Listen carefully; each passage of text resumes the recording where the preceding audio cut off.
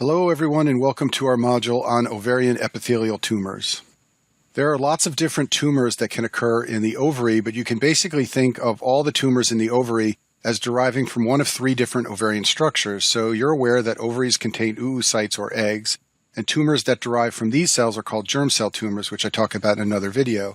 There are then a number of different types of supporting cells like the theca and granulosa cells and the fibroblasts, and tumors from these cells are called sex cord stromal tumors. In this video, we're going to focus on tumors that derive from the surface epithelium. So the surface of the ovary contains an epithelial layer, and tumors that derive from this layer are called adenomas and carcinomas. The ovarian surface epithelium covers the outer surface of the ovary. It's made up of simple cuboidal epithelial cells. It is a single layer of cells. And we don't talk much about these cells outside of oncology because they don't play a major role in the physiology of the ovary, but they're very important in terms of tumors because they often lead to ovarian cancer. This epithelial layer is derived embryologically from the coelomic epithelium. This is the epithelial lining of an embryonic sac called the coelom. This is a space that gives rise to the thoracic and abdominal cavities. It also forms the outer layer of male and female gonads. It also forms the lining of the body wall, the liver, lungs, and the GI tract. But for our purposes here, what you want to know is that this epithelium of the coelom is what gives rise to the ovarian surface epithelium.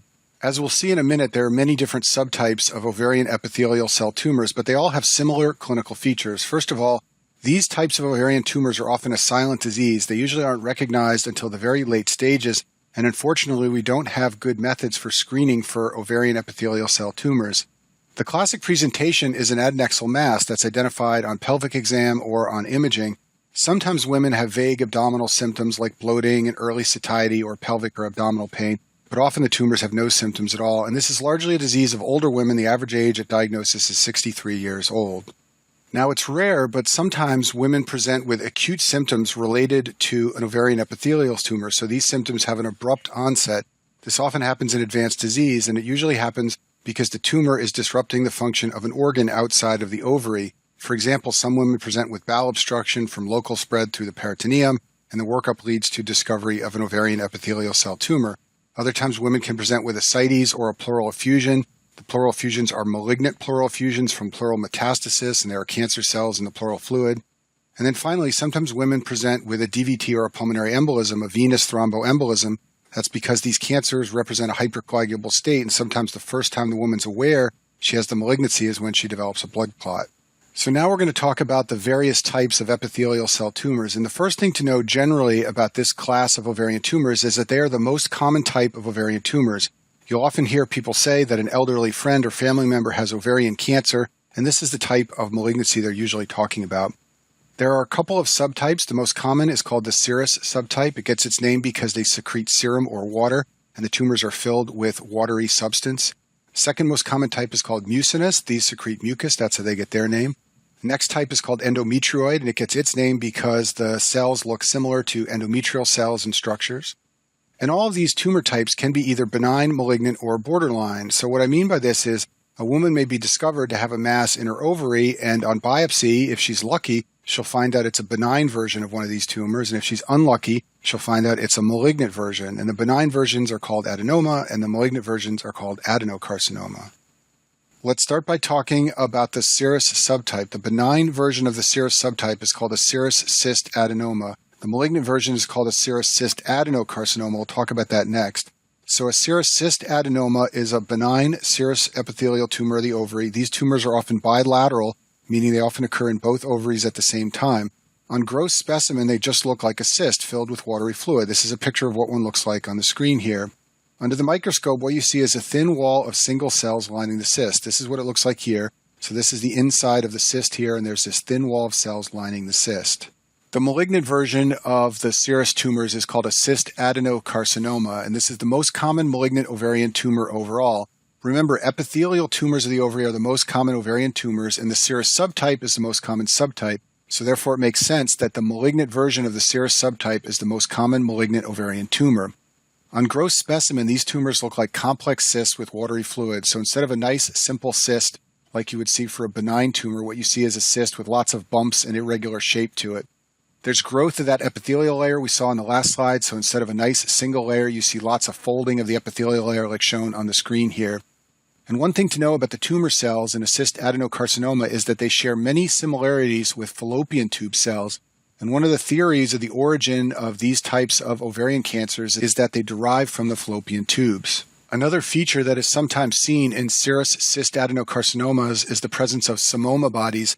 These are small circular areas of calcification. This is one shown on the screen here that comes from a meningioma. You can find psammoma bodies in a number of different tumor types, but one of the tumor types where they're sometimes seen is serous cyst adenocarcinomas.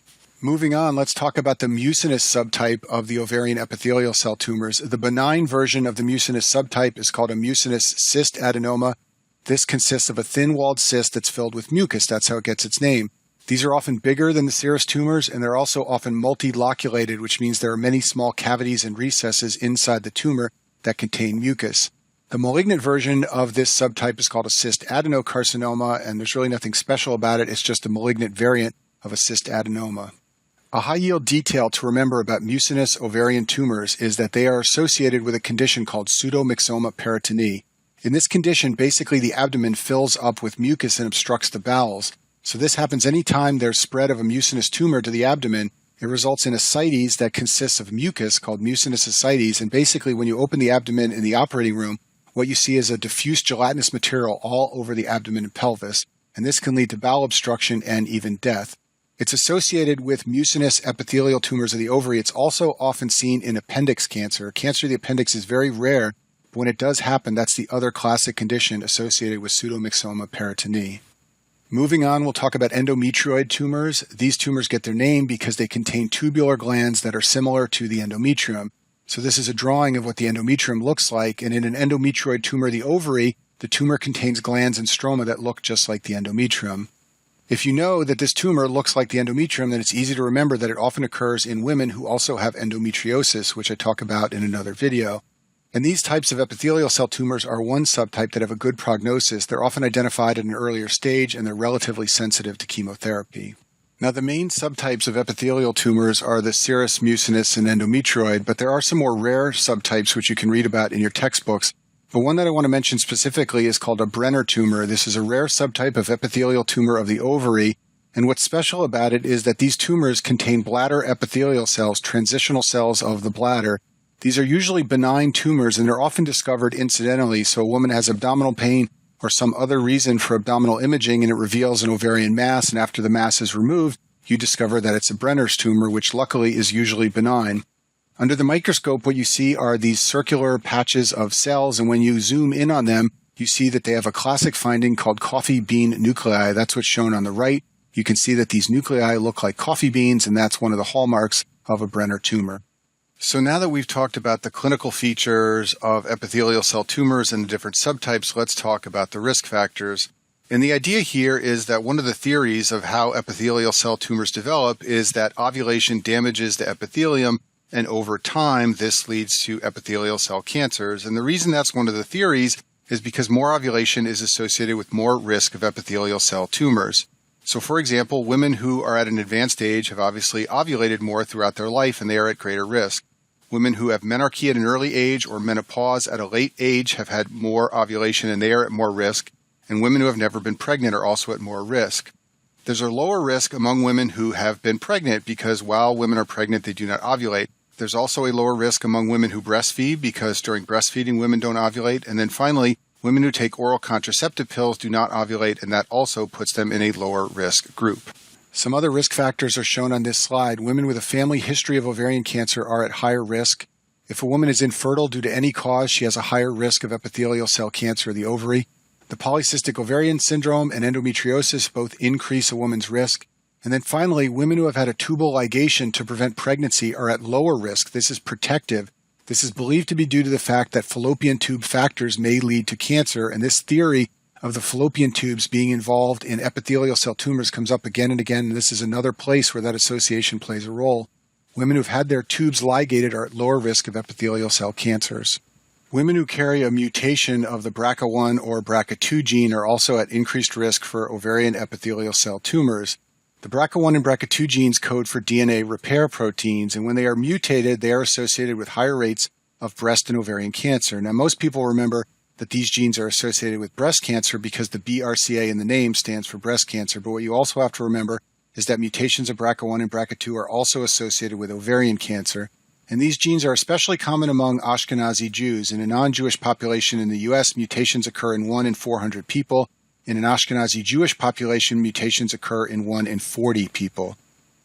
HNPCC is hereditary non-polyposis colorectal cancer. It's also called the Lynch syndrome.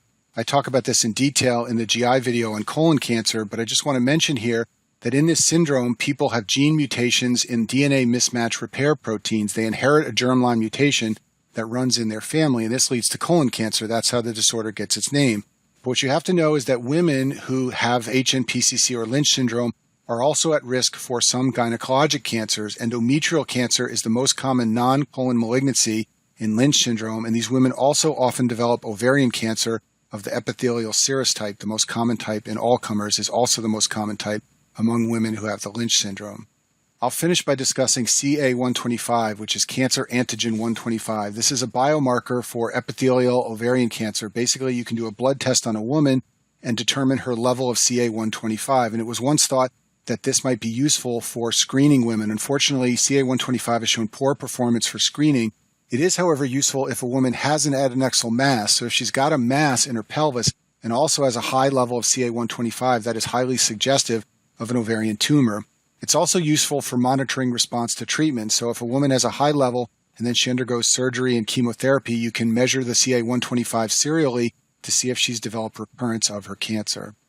And that concludes our video on ovarian epithelial cell tumors.